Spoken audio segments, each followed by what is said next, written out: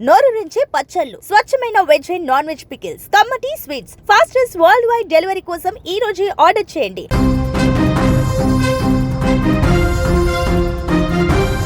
అనుకున్నంత పనిచేసింది America Israel సంయుక్తంగా జరిపిన మెరుపు దాడిలో ఇరాన్ సుప్రీం ఖమేనీని హతమొందించింది ఇజ్రాయెల్. దీనికి సంబంధించి ఇరాన్ కూడా అధికారికంగా ధృవీకరించింది. మొదట ఈ యొక్క అంశాన్ని ట్రంప్ ట్రూత్ వేదికగా పోస్ట్ చేసిన తర్వాత ఇరాన్ ఖండించింది. కానీ ఆ తర్వాత ఇరాన్ మీడియా అదేవిధంగా ఇరాన్ అధికారులు కూడా ధృవీకరించారు.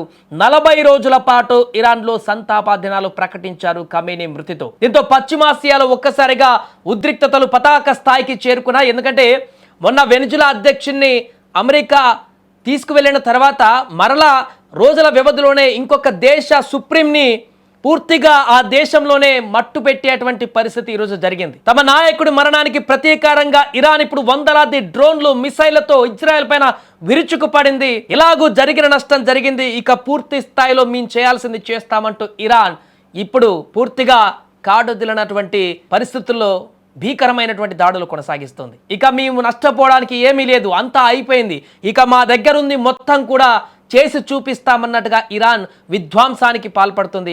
అటు జెరూసలం నుంచి ఇటు టెల్ అవీవ్ వరకు ఎక్కడ చూసినా సైరన్ల మోత, పేలుళ్ల శబ్దాలతో యుద్ధ వాతావరణం నెలకొంది. జెరూసలేం, టెల్ అవీవ్, హైఫా వంటి నగరాల లక్ష్యంగా ఈ దాడులు జరిగాయి. గగనతలంలో ఎర్రటి వెలుగులు చిమ్ముతూ దూసుకువస్తున్న డ్రోన్లను చూసి జనం భయాందోళనకు గురవుతున్నారు. రోడ్ల మీదకి వచ్చి జనాలు ఆర్తనాదాలు పెడుతున్నారు. ఏ క్షణాన ఎక్కడ క్షిపణి మీద పడుతుందో తెలియనటువంటి పరిస్థితి ఇప్పుడు గల్ఫ్ దేశాలలో ఏర్పడింది. ముఖ్యంగా ఇజ్రాయెల్ ఉత్తర ప్రాంతంలో ప్రజలను సురక్షిత ప్రాంతాలకు తరలించారు. అందరూ బంకర్లోకి తలదాచుకునేందుకు పరుగులు పెడుతున్నారు.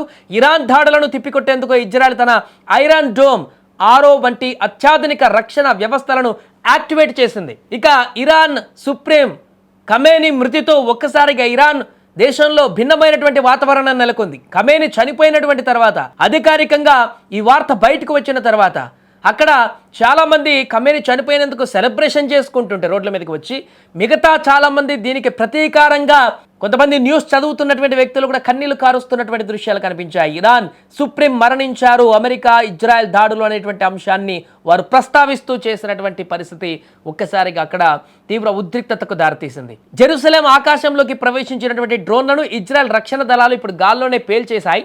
ఇజ్రాయెల్ ఎయిర్ ఫోర్స్ నిరంతరం గగనతనాల్ని పర్యవేక్షిస్తుంది. ఏ ఒక్క డ్రోన్ కూడా జనసాంద్రత ఉన్న ప్రాంతాలలో పడకుండా జాగ్రత్తలు తీసుకుంటున్నారు.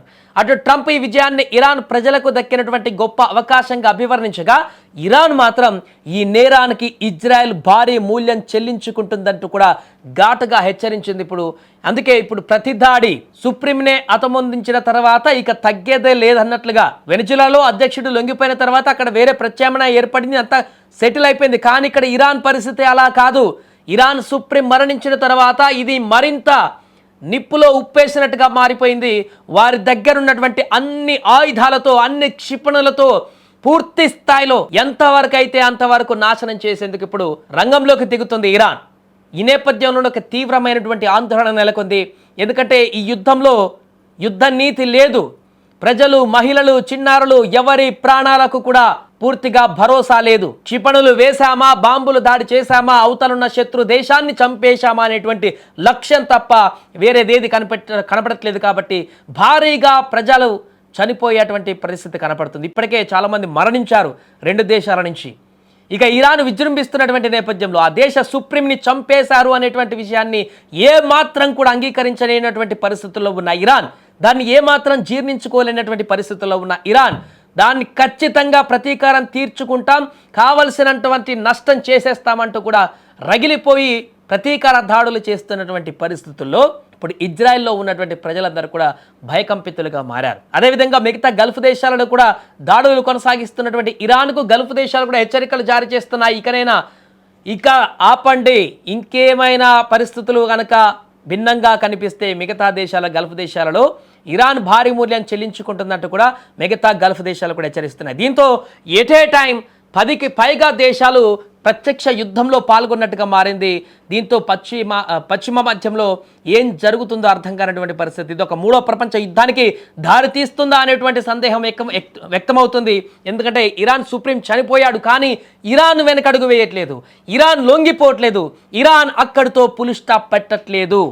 ఇరాన్ సుప్రీం మరణించడమే మాకు స్టార్టింగ్ పాయింట్ అన్నట్టుగా విరుచుకు పడుతుంది. చేయాల్సిన నష్టాన్ని మేము చేస్తామంటూ ఇరాన్కి ఇప్పుడు తదుపరి సుప్రీంను కూడా ఎంచుకునేటువంటి ప్రక్రియను కూడా మొదలు పెడుతుంది. కాబట్టి యుద్ధాన్ని ఆపే ప్రసక్తి లేదనేటువంటి విషయం అయితే చాలా స్పష్టంగా కనపడుతుంది. జరిగిన నష్టానికి రెండింతల నష్టం ఖచ్చితంగా చేసి తీరుతామంటూ కూడా ఇరాన్ ఇప్పుడు భీకరమైనటువంటి దాడులకు తెగబడుతున్నటువంటి సందర్భం అయితే నెలకొంది. ఏదేమైనా కూడా ప్రపంచవ్యాప్తంగా ఇరాన్ సుప్రీం ఖమేనీ హతమయ్యారనేటువంటి వార్త ఒక్కసారిగా సంచలనంగా మారింది. దీని పరిణామాలు ఏ రకంగా ఉండబోతున్నాయో అర్థం కానటువంటి పరిస్థితుల్లో మిగతా దేశాలన్నీ కూడా ఆసక్తిగా ఎదురు చూస్తున్నాయి, కొంత భయాందోళనతో. ఎందుకంటే హర్ముజ్ జలసంధి కూడా ఇప్పటికే మూసేసింది ఇరాన్. అక్కడికి వచ్చే నౌకలన్నింటినీ కూడా పేల్చేటువంటి దిశగా ఇరాన్ ముందడుగు వేస్తున్నట్టుగా కనపడుతుంది. దీంతో ప్రపంచవ్యాప్తంగా చెమురు సంక్షోభం ఏర్పడేటువంటి అవకాశం ఉంది, వనరుల సంక్షోభం ఏర్పడేటువంటి అవకాశం ఉంది, సరకు రవాణా పూర్తిగా నిలిచిపోయేటువంటి అవకాశం ఉంది. దీంతో ప్రపంచంలో ఉన్నటువంటి అన్ని దేశాలపైన కూడా ప్రత్యక్షంగా పరోక్షంగా దీని ఎఫెక్ట్ ఖచ్చితంగా పడేటువంటి అవకాశం ఉన్నట్టుగా నిపుణులు చెప్తున్నారు. ఏదేమైనా ఇరాన్ సుప్రీం ఖమేనీ ఇక లేరు అనేటువంటి విషయాన్ని ట్రంప్ అధికారికంగా ధృవీకరించారు. ఫోటోలను కూడా బహిర్గతం చేశారు. ఇజ్రాయెల్ అదేవిధంగా అమెరికా రెండు దేశాలు కూడా ఖమేనీ చనిపోయాడు, ఖమేనీతో పాటు వారి కుటుంబ సభ్యులు కూడా చనిపోయినటువంటి విషయాన్ని వెల్లడించడం జరిగింది. దీంతో ఇప్పుడు ప్రపంచ దేశాలన్నీ కూడా ఎప్పుడు ఏం జరుగుతుందో తెలియనటువంటి అయోమయ పరిస్థితుల్లో కూరుకుపోయాయి.